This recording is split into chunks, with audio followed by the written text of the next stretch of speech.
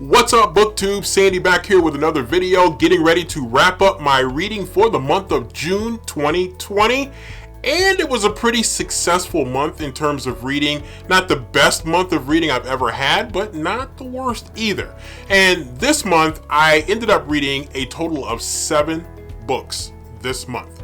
Now, of the 7 books that I read, 3 were physical copies of books, and 4 ended up being off of my Kindle device.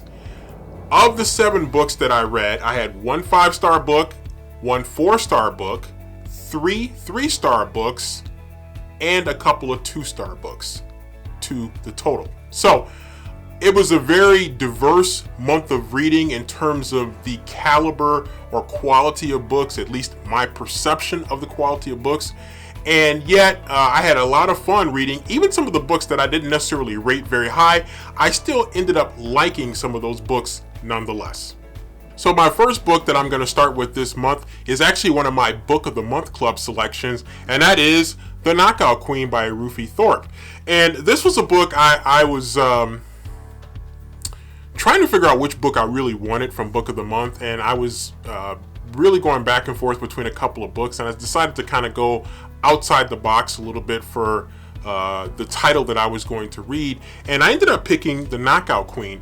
And it didn't end up being exactly what I thought it was going to be. It wasn't bad, but it wasn't quite what I thought it was going to be. I will say, trying to not to spoil, it does live up to the title of the book, The Knockout Queen. And I thought that one of the things that really grabbed me about this is kind of outcast stories of people who don't feel like they fit in to societal norms and how they interact with each other, especially when you have outcast to outcast. And so that was something that I found really interesting about this particular book, the interactions between the 2 outcast characters, the 2 main characters of this book. And so that was an interesting interaction, but then the story kind of takes a pretty incredible turn that makes it maybe darker than what you probably anticipate when you first begin reading it. And so that was a little bit of a shock to the system a little bit as I was reading it, because I was anticipating something a little bit different. And so it ended up being a solid read. I ended up giving it 3 out of 5. Next up is a book that I've had in my collection for quite a number of years, actually probably close to 13, 14 years I've had in my collection, maybe even longer. And yet I never read, but I've had the physical copy of the book, and I decided finally to read it. And that one is My Daughter's Boyfriend by Sydney Rax. And this ended up being an interesting book. It's actually right in line of what the title says, My Daughter's Boyfriend. I'm going to read this endorsement here at the top of the book. A fascinating, witty, and thought-provoking novel full of memorable characters, My Daughter's Boyfriend is the perfect summer read. It is an interesting summer read. I would agree that it probably reads well for the summer. It just, for me, it didn't quite work as well as I thought it would. It sounded better in theory than it was for me in reality. I ended up giving it 2 stars. It was an interesting story. I just didn't really love the ending of the story. I won't give it away, but it kind of turned me off. I will tell you that throughout this book, none of the characters are super likable. In fact, none of the 3 main characters in this book are really very likable. They're all flawed, and they all are infuriating in different ways. Some, of course, more infuriating than others. So that made it kind of a tough one for me to read. But I did finish reading it. I did. It started off pretty interesting. It kind of flattened a little bit, but I did want to finish it because I was curious how it was going to end. And then I was not really excited about the ending. But again, that's just my preference. Other readers might see it and think quite differently of it. So to each their own. But My Daughter's Boyfriend, I ended up giving it 2 out of 5 stars. Next up, I read a Kindle book that really highlighted a story that I've been interested in for a number of years, and that is Burning Down My Master's House by Jason Blair. And Jason Blair, of course, is, well, I shouldn't say of course, but some people may remember him as the disgraced New York Times reporter that was basically fabricating stories and ended up getting caught and it ended up being a huge scandal. And at the time, I was in journalism, and so I was a black male in journalism, and this ended up being a huge story, especially for the media critics that are out there. And so this story kind of went on and on and on. It just really prompted a lot of uncomfortable talk about what some people deemed affirmative action, and it probably did a lot of damage to a lot of black reporters who were on the come up, trying to really make a name for themselves, and probably had their growth perhaps stunted by what happened with Jason Blair and the perception that he got the position at the New York Times because he was black and people were looking for affirmative action in black faces, as opposed to looking for quality and talent. So it was an interesting I've just always been fascinated by it, and there's a documentary on Amazon Prime that I've not actually seen, but Amazon Prime keeps I just keep stumbling across it on Amazon Prime. I have not been willing to pay for it, but I ended up getting an opportunity to get the book, and so I decided to get the book. I think I was able to get it for free on Kindle, and so I just grabbed it and read it. Wasn't the greatest book. I ended up giving it 2 stars. But while I was curious about this story, because it was written by Jason Blair, it just didn't go objectively maybe the way I was kind of hoping that it would go. So it was a little bit of a disappointment, but at the same time, I've been curious about the story, and it was just kind of interesting to be able to get that perspective on what was at one point a huge story. Next up is another ebook that I read, When Harlem Nearly Killed King, the story about the 1958 assassination attempt of Dr. Martin Luther King, and this was written by Hugh Pearson. Now, I first became aware of this assassination attempt of Dr. King when I was watching the late 1970s film King that starred Paul Winfield. And as I watched that, one of the scenes that I most remember in that movie was when the woman came into the bookstore and stabbed him in the chest. And then what happened after that? He did, of course, end up surviving that killing. But it's like a little discussed major piece of history from a civil rights standpoint, from a Martin Luther King standpoint. And I've always wanted to learn more about that story. And so when I saw the Hugh Pearson book, I was really interested in reading that book because I just wanted to learn more about the woman, Izola Curry, who actually did it.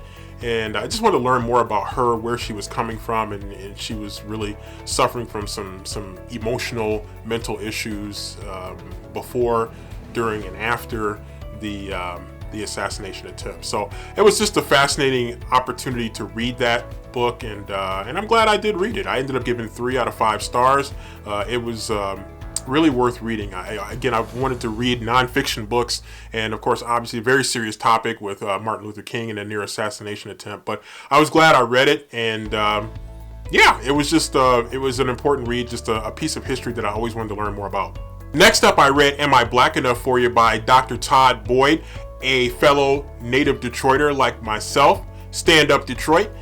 And I was really interested in it because it's kind of a pop culture book with a lot of references to things that are interesting to me, like music and sports, and the kind of the conversion of race, culture, sports, music, society. And so I was really interested in that book, and I kind of skimmed it once before, but I was really excited to read it again. I just am a big fan of Dr. Todd Boyd, and he does some great work with cinema and film, and I've seen him in a number of documentaries over the years, and he is a forceful speaker, also a very entertaining speaker. And so I do follow him on Twitter, and I think he still follows me back. So it's really fun to have an opportunity to read his book, and it was a really enjoyable experience. I really like when people kind of break down cultural things and situations and how they relate to race. And when you talk about the topic of am I black enough, especially with things that are going on now and things that have always been going on, at least certainly for my lifetime,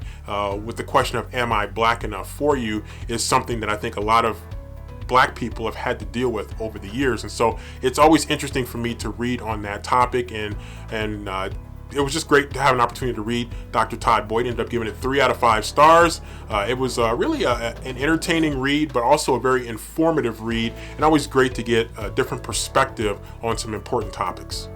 Next up is my 4-star read of the month, and for this book, I actually went to Book of the Month, and Book of the Month did me right in getting me this book. And it's a book from an author that I've read many times in the past. I've actually read every book by this author, including this one, and that is Home Before Dark by Riley Sager.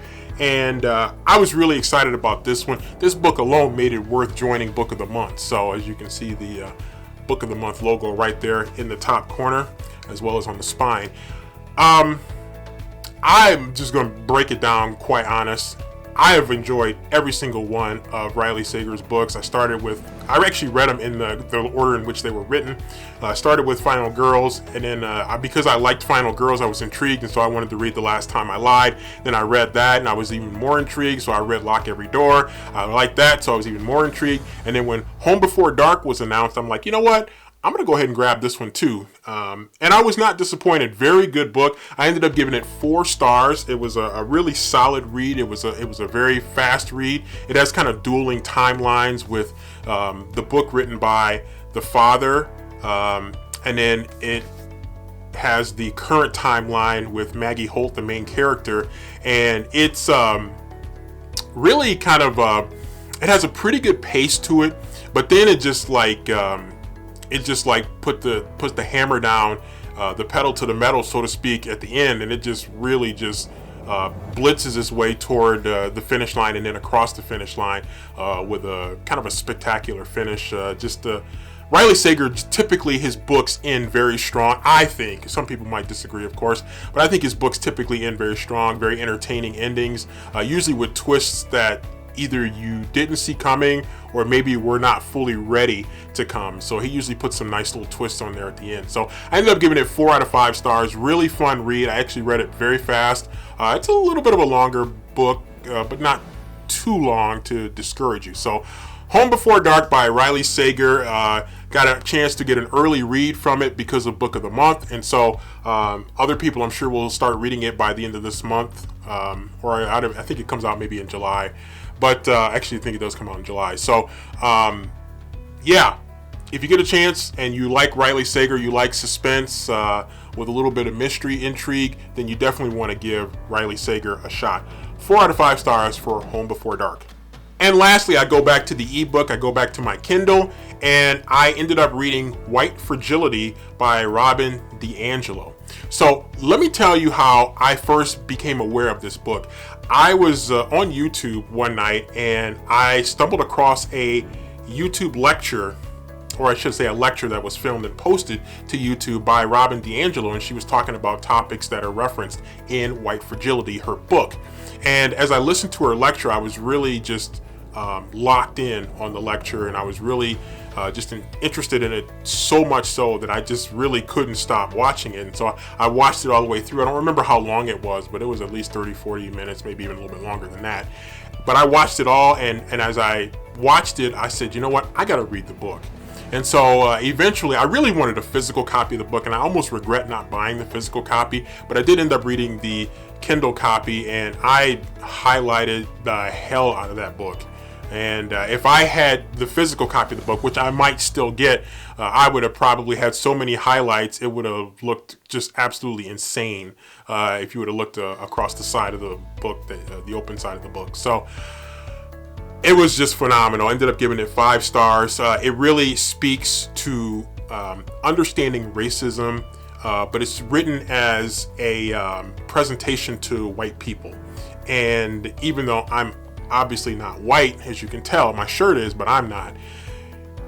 It really was an important read, and important for somebody to really push that perspective to that audience. And I think the way she did it was really, really good.